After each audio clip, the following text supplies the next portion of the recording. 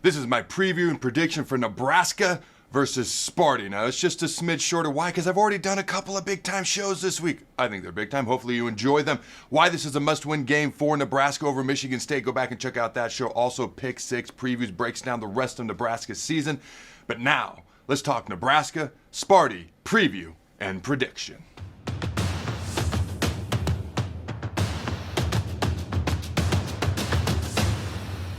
Welcome to the Carriker Chronicles, the People Show. Checking the pulse of Husker Nation, brought to you by DPS Concrete Construction. Check them out at dpsconstruction.net. Also, if you want to bring yours truly in to do an appearance, a signing, a speaking gig, simply go to carrikerchronicles.com.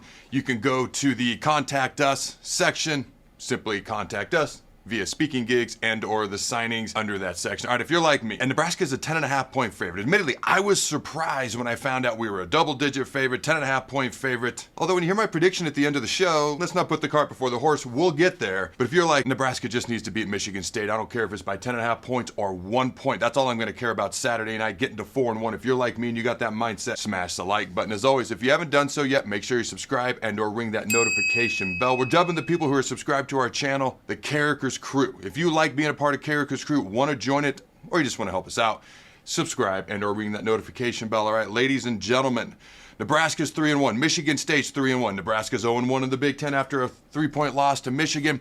Michigan State's 0-1 in the Big Ten after a 45-31 loss at USC in their most recent contest. Now, the over-under for this game is 53.5 points. Initially, that seems a little bit low to me. All right, and Michigan State, I did a little research on this game. The first article that popped up for Michigan State has real issues on defense. You dive in a little bit deeper, they've got some issues on defense, especially in their pass defense, just like we got to shore up our run defense. That kind of makes this game a little bit even more intriguing in my humble opinion. Now, Michigan State is much like us. They're off of a bye week, going into their last game. All right, versus the Trojans, they were pretty beat up heading into that game. Now, I'm recording this show on Tuesday, so I'm going to be curious to see how their injury report develops and evolves as this week goes along and how healthy or beat up they are going into this game this Saturday here in good old Lincoln, Nebraska. I do think people were overlooking Michigan State a lot throughout this offseason. Jonathan Smith, their head coach, he's a good coach. He turned around Oregon State when they were terrible. Oregon State is so lowly thought of, with all due respect, they were my number 3 school coming out of high school. I don't know if I've ever talked about that before publicly, but they're so lowly thought of, they're not even a Power 4 school anymore. He made them good again. He was a really good quarterback for the Beavers as well. The last time they were a top 5 team in the country, the year 2000, they had Chad Ochocinco, TJ Houshmandzadeh, Jonathan Smith, Ken Simonton was an all Pac-10 running back. They mollywopped Notre Dame 41-9 in the Fiesta Bowl. Oregon State finished number 4 that year. He turned around the Oregon State as a head coach. Now he's here at Sparty. He's in year 2. I think he's got him going in the right direction. He may be a year away from being really good, but I believe they're much improved, to say the least, for now. Again, I was a little bit surprised we were favored by quite so much, but we're off a bye. We're at home. We are healthy. And we are a double-digit favorite at this point. Now, you dive into this game just a little bit. The Huskers rank second nationally in both passing offense at 352 yards a game and completion percentage at completing 77% of their passes per game. Now, before people come at me with, yeah, but this is based off Houston, Christian, and Akron, I can't change the numbers. They are what they are. By the way, do you think we're the only team in the country that play teams like that? Okay, let's move on, shall we? I just know people are going to comment on that in the comments. It is what it is.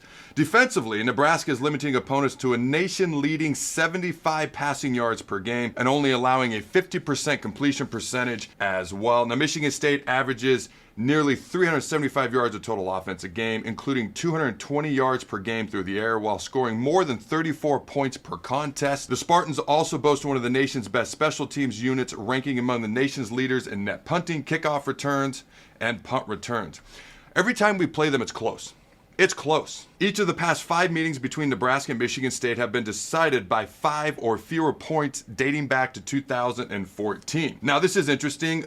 Saturday's game will mark the 114th homecoming game in the University of Nebraska in our history. The Huskers are 86-23-4, 4 ties, all time on homecoming, and we have won 13 of the last 15 homecoming games. Nebraska is 10-2 against Big Ten schools in homecoming games. Bodes well for the Huskers. That's why it's interesting. This is the first ever homecoming game against Michigan State for the Big Red. All right, Saturday's game is the 14th all-time meeting between Nebraska and Michigan State. The Huskers own a 9-4 advantage in the series, with the school splitting 8 games since Nebraska joined the Big Ten in 2011. We beat them in the Alamo Bowl when I played. I'm just saying, 17-3. They talked so much trash before that game. They were so classless before that game. I still haven't let it go. All right, let's get back to the topic at hand. Saturday's game will mark the first meeting in Lincoln since 2018, when Nebraska defeated Michigan State 9-6. You remember that game? Snow. Phenomenal. A defensive player's dream game. And we won 9-6.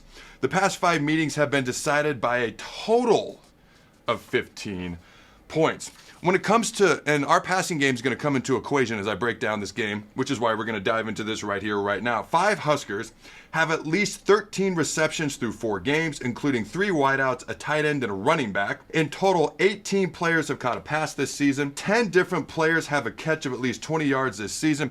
Ja'Cory Barney is having a bit of a breakout year so far in multiple facets. Let's talk about offense first. Sophomore Ja'Cory Barney leads Nebraska in receptions with 21 receiving yards, 301 receiving yards, and is tied for the team lead in receiving touchdowns with 3. Barney has a pair of 100-yard games with 7 catches for 132 yards against Akron and 6 receptions for 120 yards and 2 touchdowns. This was kind of his real breakout game, in my humble opinion, against Michigan. Barney has multiple receptions in 16 consecutive games. Also, when it comes to the return game and special teams, he has more return yards already this season through 4 games than we did any of the last 4 seasons combined in any of the last 4 seasons. Dane Key has 16 catches for 226 yards and 3 touchdowns, and Isaiah Hunter has 13 catches for 197 yards and a touchdown. Emmett Johnson, has 16 receptions in 4 games this year as well. Emmett also ranks 17th nationally with 98 rushing yards per game. By the way, the most we've had by a running back yards per game average in quite a while. Hopefully we can maintain that and improve upon it, especially after the Michigan game. And he is averaging 116 yards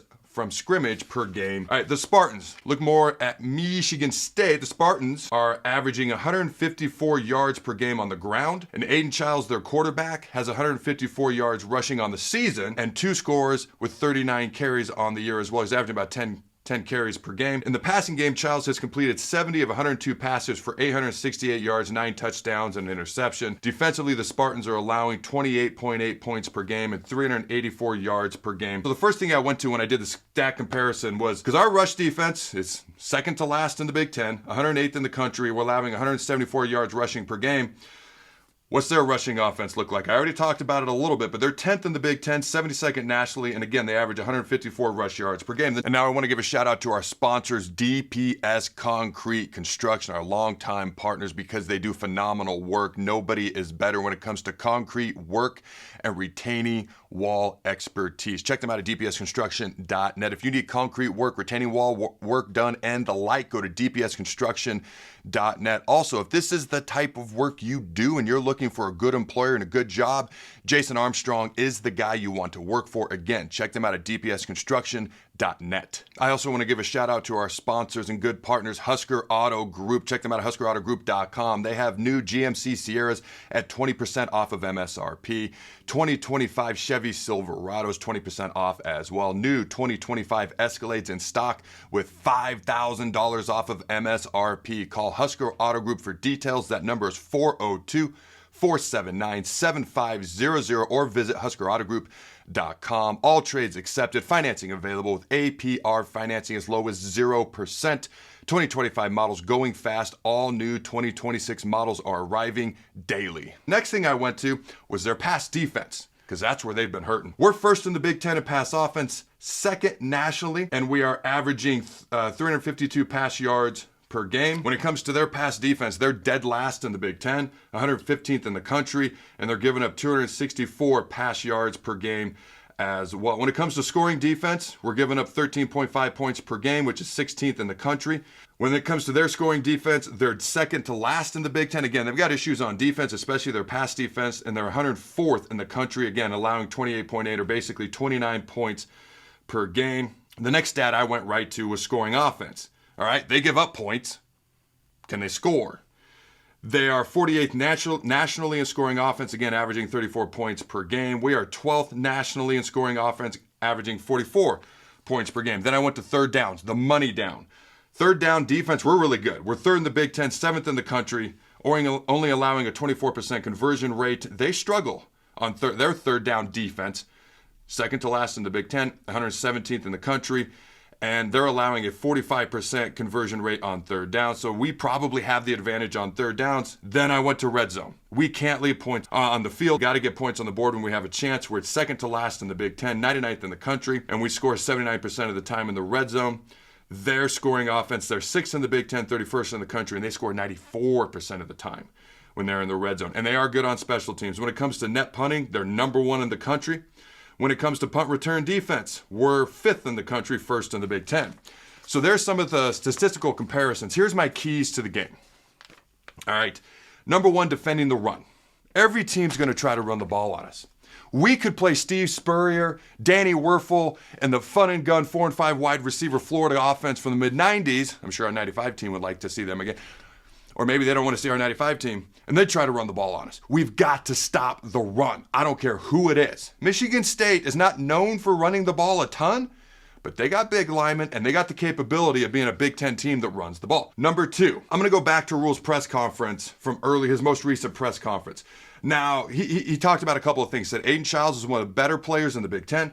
As far as our backup running back, he says they have a plan for the number 2 running back position for our squad, but won't show it until Saturday. He did mention, if you didn't know, Malcolm Hartzog is doubtful for this game, but he talked about no one is coming to save us. And I quote, no one cares about their feelings, play better, end quote. Talking about the players and how they're going to play. Okay, now you go beyond that. This is what stood out to me. He says we have a good old line, just had a bad day. So here's my number 2 key to the game. Prove that we have a good old line, and the Michigan game was a fluke or a bad day, because people are frankly not going to believe it until they see it. That's my number 2 key to the game. Number 3, finish off drives in the red zone. We did it again against Michigan. Our first 2 drives, we had opportunities to score on both drives, and we came away with 0 points after our first 2 drives. That's way too many points to leave on the field. We can't be doing that. So when we get an opportunity to score, we get in the red zone, put points on the board. We cannot be leaving points on the field. So if you haven't noticed, big keys to this game, our pass offense versus their pass defense. Can we stop the run? And can we take advantage of opportunities when we have the chance to put points on the board?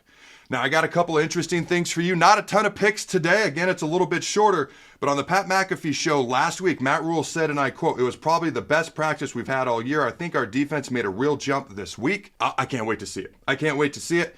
We talk about student athletes. By the way, we have 14 guys who are playing as graduates on our team this year. That's incredible. I'm not taking a shot at Stetson Bennett. This is just mind-boggling to me, because I still think the student part of student athletes still needs to be important, even though it's really revenue athlete is really what it's become. But Stetson Bennett didn't graduate after leading the University of Georgia football team to back-to-back national championships. Bennett started college football in 2017, and by 2023 had exhausted his eligibility, but has still not completed a degree. I'm not taking a shot at him. I just think school still needs to be a part of school, in my humble opinion. He was at Georgia for like 6 years. I think this would be awesome. All right. Canelo Alvarez claims if Turkey pays Floyd $100 million, it can lure him out of retirement for a match with Terrence Crawford. Ooh, I love that. Nebraska AD Troy Dannon last week on the Husker Sports Radio said, through a month of fall sports so far, concessions revenue has doubled from a year ago. Major money is being flooded into the athletic department for the school and the Huskers. The opportunities are there. And look at this. The top matchup for week 6 is Vanderbilt versus Alabama. We are about to witness a top 25 ranked versus ranked Alabama-Vanderbilt football game for the first time since 1937. Of course, we all remember when Vanderbilt beat number 1 Alabama last year. My point is, don't tell me it can't happen. Don't tell me it can't be done. All right, when it comes to my official prediction, I'm definitely taking the over. I hope I'm wrong, because I want our defense to play well. I really, really do, but I think this is going to be a higher scoring game. My prediction is the good guys, 34. Other guys, 24. So I actually ended up right about where the spread was after I did some recon on this game. I hear my questions, the fan questions for you fine folks at home. They're brought to you by Husker Auto Group. Check them out at huskerautogroup.com. Also, you can follow me on the social medias if you're interested. X, TikTok, and Facebook. Here's my first question. Number 1, let me know your answer in the comments below. What's your official score prediction for Nebraska versus Michigan State? Number 2, if we win and we're sitting at 4-1 on Saturday night, would you consider our season back on track? And number 3, what is your single biggest key to Nebraska beating Michigan State on Saturday? Go Big Red Nose. Remember to throw the ball.